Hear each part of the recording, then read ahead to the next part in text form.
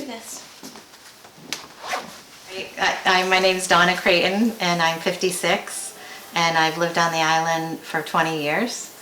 My first time that I did anything more than 3 miles was we were going to Disney, and my husband said that he'd like to run a full marathon, and we were going to Disney in 5 weeks, and there was a half marathon there, and I was like, oh, I'll run the half marathon. So I signed up and got myself up to 10 miles before the half marathon, and then went and ran the half marathon and got the bug.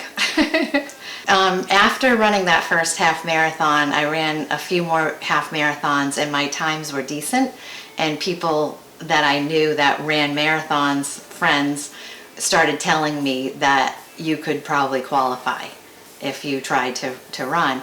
And I was like, oh, well, there's something I can, set a goal for. At that time, 4 hours. 4 hours has always been around my qualifying time. And then 2017, I ran 2 marathons where I was close, but I missed my time due to weather. And then the next 2 years, I tried for Providence in 2017 and in 2018, and ended up with stress fractures, tibial stress fractures, within 3 weeks of the marathon, both times. So I did almost the full training, but couldn't get to the final point.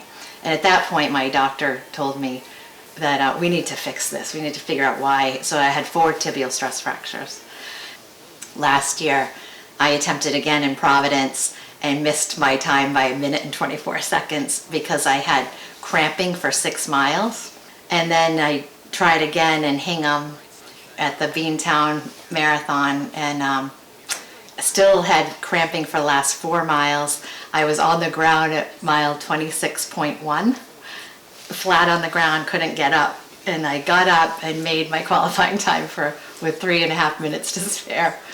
Yeah, it's kind of funny because I'm not one of those people that loves to run, that gets I don't know what runner's high is, I like the accomplishment. I like making a goal, setting a goal, and then, pursuing the goal and seeing it to the end. And that's the whole thing. I had it in my mind that I wanted to qualify for Boston. And I could have run for Boston for a charity, but I just had in my mind that I want to qualify.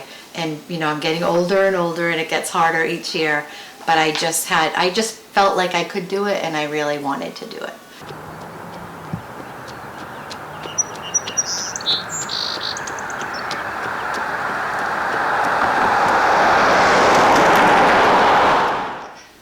Just have to keep training knowing that it's still on. So I think it's going to go on.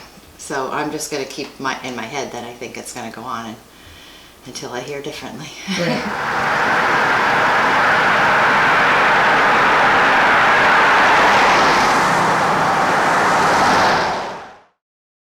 Yeah, my initial reaction for myself, sadness for everybody, just that it's, that the virus was so big, that it would cancel the marathon, at that time. I mean, now it's gotten bigger, but but for myself, it was a little bit of a relief because I had a feeling I was injured, and I knew I was going to push myself through it. So.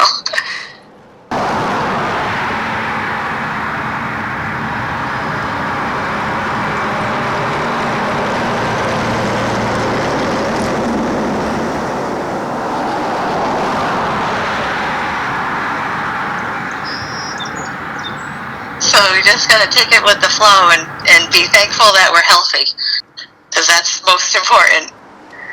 And it puts the whole virus puts things in perspective for sure. Running's wonderful, but the whole community, that's where you really need to focus and do what's right for the whole community.